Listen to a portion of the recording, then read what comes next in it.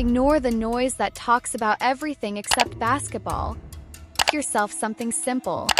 If Caitlin Clark were an average player, would she have this level of fame? Of course not. Her popularity comes from elite skill, not hype. The respect she gets from NBA legends proves it. Do not just listen to fans. Listen to the greats. Kevin Garnett has openly praised her talent. On his podcast with Paul Pierce, Garnett discussed whether Clark could compete at the highest level. Pierce even asked if she could score in an NBA game with 30 minutes of playing time. Garnett answered without hesitation and compared her style to Stephen Curry. If you ain't in the Steph Curry shape, that's how she plays, bro. She gonna give you more than 10. She can shoot, and she got work, bro. It ain't tough no more. You can't hand check, and if you let a motherfucker wiggle, you feel me? Yeah. And she can wiggle. Matter of fact, what's she playing with? A women's ball? Women's ball? Nah, she's playing with the NBA ball. She can get 10. She can still get money in that motherfucker. I think she can get 10. When a Hall of Famer like Garnett speaks that confidently about a player, it says a lot. And he is not the only one. Paul Pierce has also shown strong support. After Iowa defeated LSU and Clark scored 41 points, Pierce quickly gave her credit. When asked about the win, he made it clear that her performance deserved real recognition.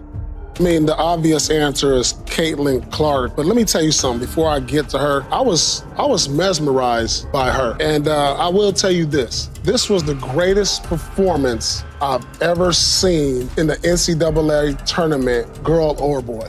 Pierce did not stop there. His next comments created headlines. He openly shared how impressed he was with Clark's dominance and made it clear that what she was doing was special. We saw a white girl in Iowa do it to a bunch of black girls. Well, of course. That made it like, oh, that gained my respect. That's like, oh, she didn't do this to some other little white girls that was over here in Colorado, wherever. She did it to some girls from LSU who we thought was some dogs. Defending champs, and put them on their knee and spanked them. Allen Iverson has also spoken up. Iverson changed the game with his style and influence, so his words carry weight. Before Clark even entered the WNBA, he praised her NCAA performances. When asked about her, Iverson did not hold back in sharing his respect for her skills and confidence. Man, shoot the blood out of the ball. You know what I mean? And then just how aggressive she is, and not just scoring the basketball, getting her teammates involved as well. I think she's so great for the game. You know what I mean? It was a pleasure watching her, and I just think down the road, she's going to only get better.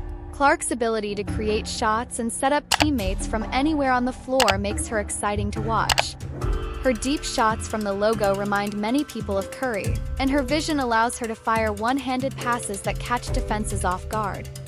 Women's college basketball has always had stars, from Cheryl Miller and Cheryl Swoops to Lisa Leslie, Diana Taurasi, Candace Parker, Breanna Stewart, and Sabrina Ionescu. This recent class, however, brought even more depth and star power, drawing fresh attention to the WNBA. Fans are watching because the games are compelling.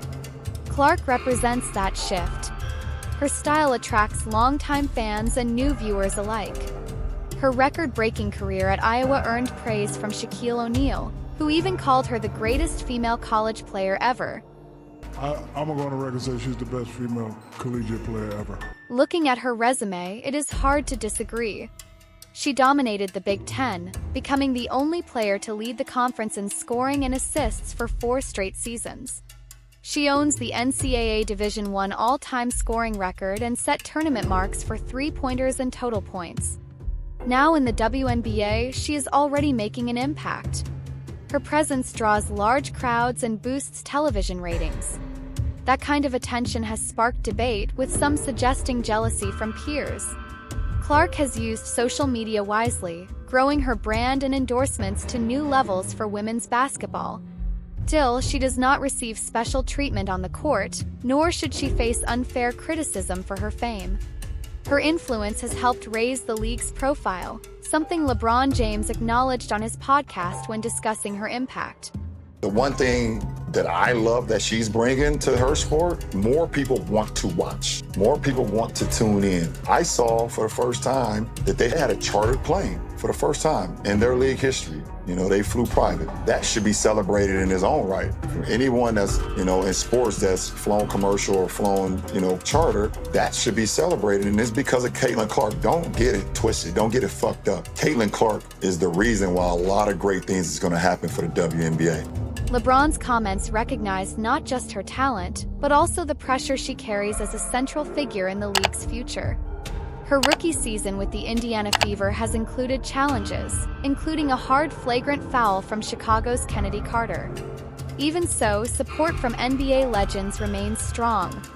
Charles Barkley has praised her professionalism and her ability to avoid media drama while staying focused on basketball. I mean, what she's done for the game the last couple years, I mean, she is a shining star. And you know, the thing I like about her, man, she doesn't say a word. Yeah, she's never said a word about anybody. She just shows up and does her job. Barkley expected veterans to test her physically, but he admitted surprise at how intense some of that contact has been. But I didn't think she was going to have to worry about all this petty nonsense that's going on. Not everyone sees it the same way. Former Pacers guard Reggie Miller respects the growth of women's basketball, but he does not believe Clark is being unfairly targeted. He views the physical play as part of normal professional competition. First of all, what did you expect was going to happen to her? Number one, I don't think it's jealousy. Oh my God, she's getting all the endorsements. We're going to go after her. You're playing at the highest level. You're playing in the WNBA. You're coming from college and you're going to the pro ranks, right? What did she expect was going to happen? Why are people so shocked, right? You're playing against grown women. The same thing happened to us as rookies, going against MJ. They're out there trying to embarrass you. It's nothing personal. Gilbert Arenas offered another perspective. On his podcast, he discussed how rapid fame can create tension. He suggested that some players may feel frustration about the attention Clark receives and how quickly she has become a headline figure. Right? We've played. We understand when someone gets too much power, too much money, they get handed all of these things without earning it, it pisses people off naturally. Right? We've seen it with LeBron James. For example, right? Clark is now one of the main faces of the WNBA, and that spotlight has brought both praise and jealousy. Her rise has also coincided with real improvements in the league, including better travel conditions and other upgrades players have wanted for years. Some debate whether those changes are directly connected to her visibility, but many see her influence as a driving force behind the league's evolution. Her rivalry with Angel Reese has added another layer of excitement, drawing comparisons to Magic Johnson and Larry Bird.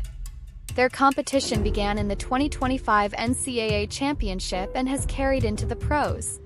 Like Magic and Bird, they represent different teams and identities, creating must-watch matchups. Even Magic Johnson has pointed out the similarities.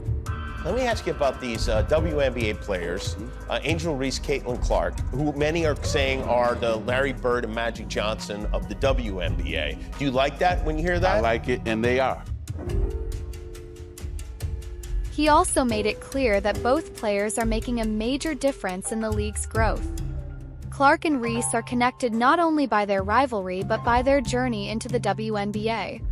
They were drafted in the same class, they are both strong contenders for Rookie of the Year, and each has built a passionate fan base that brings energy, debate, and emotion to every matchup. Their rivalry carries layers beyond the scoreboard, including personality, background, and on-court storylines that deeply connect with fans, turning every meeting into a must-watch event. As for Clark's professional path, it has been fascinating to follow.